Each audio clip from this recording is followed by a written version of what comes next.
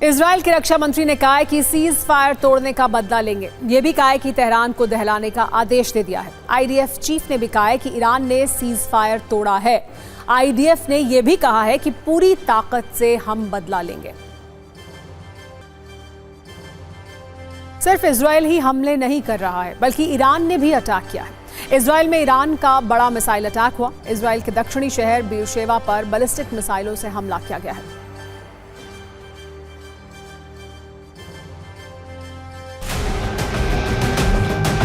और ये देखिए सायरन बज रहे हैं, ये देखिए सायरन बज रहे हैं। तेल अवीव के आसमान में मिसाइल आ चुके हैं। तेल अवीव के आसमान में मिसाइल आ चुके हैं। इस वक्त सायरन बज रहा है। आप सायरन की आवाज़ सुन सकते हैं कि अभी देखिए कि मेरे पीछे आप जो बहुत से लोगों को यहाँ देख रहे थे, जो सब सुरक्षित ठिकाने में बंकर की तलाश में यहाँ पर आए हुए थे। और इस वक्त जरा सा रोहित इधर पहले दिखाइए।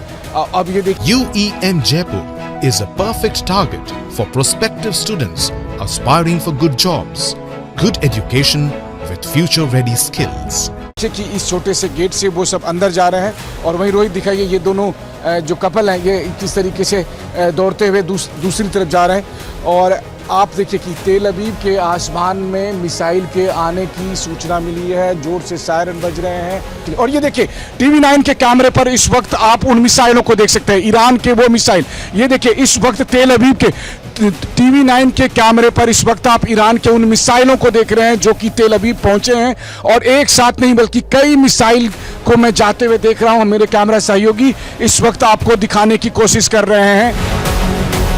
यहाँ चारों तरफ के इलाके देखें आप, तो वो सिविलियन इलाके, इस सिविलियन इलाके में जाकर वो मिसाइल गिरा है। और जिसकी वजह से कितनी क्षति पहुंची है, कितना नुकसान पहुंचा होगा, इसका अंदाजा आप लगा सकते हैं। TV9 पर इस वक्त आप उन तस्वीरों को देख सकते हैं। और इस वक्त हम उस लोकेशन के एकदम अंदर जाकर वहां से आपको तस्वीरें दिखा सकते हैं। देखिए ये है विध्वंस की वो तस्वीरें जिसके बारे में आज पूरी दुनिया चर्चा कर रही है। और ये तस्वीरें निश्चित तौर पर अमेरिका के राष्ट्रपति डोनाल्ड ट्रंप भी देखते होंगे। अब आपको यह भी बताते हैं कि 12 दिन के युद्ध में किस देश को कितना नुकसान हुआ है और किस देश ने कितने मिसाइल अटैक किए हैं। अब तक ईरान ने 600 बैलिस्टिक मिसाइलों से हमले किए हैं, जबकि इजराइल ने 300 से ज्यादा एयर स्ट्राइक की है। ईरान में अब तक 800 लोगों की मौत हो चुकी है, जबकि इजराइल में 30 लोगों की मौत हुई है।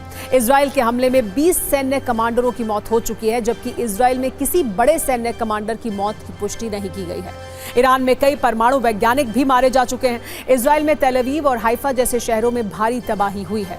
इजराइल के हमलों में ईरान के परमाणु ठिकानों को बड़ा नुकसान पहुंचा है, जबकि इजराइल के रिसर्च सेंटर और मुसाद हेडक्वार्टर पर ईरान ने हिट किया था।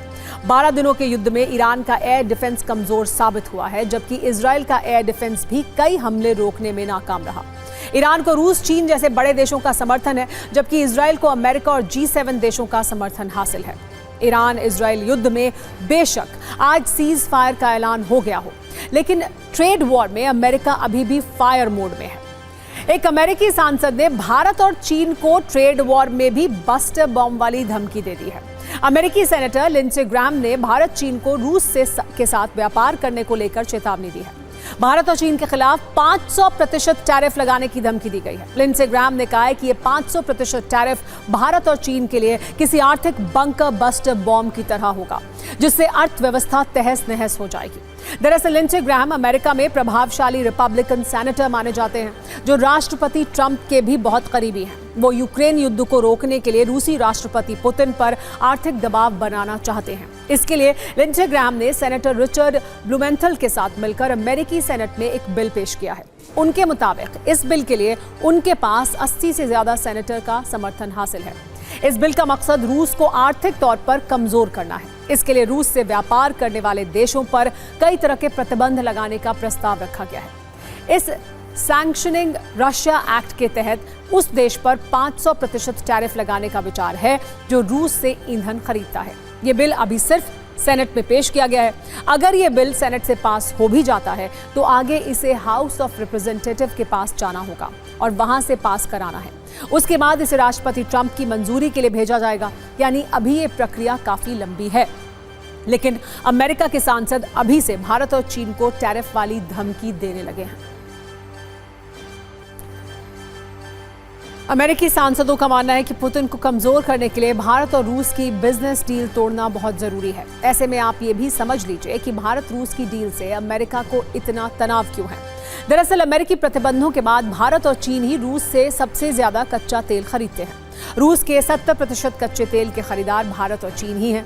भारत तो अपने कुल तेल आयात का 35% रूस से खरीद रहा है। रूस से प्रतिदिन 16 लाख बैरल कच्चे तेल का भारत में आयात होता है। रूस से तेल खरीदने में भारत को भी फायदा है, क्योंकि रूस से भारत को कम कीमत पर कच्चा तेल मिलता है। इससे साफ है कि रूस और भारत की कच्चे तेल वाली डील इन देशों के लिए फायदे का सौदा साबित हो रही है, जिससे अमेरिका बेचैन है। यही वजह है कि अमेरिकी सांसदों की तरफ से टैरिफ वाली धमकियां दी जा रही हैं।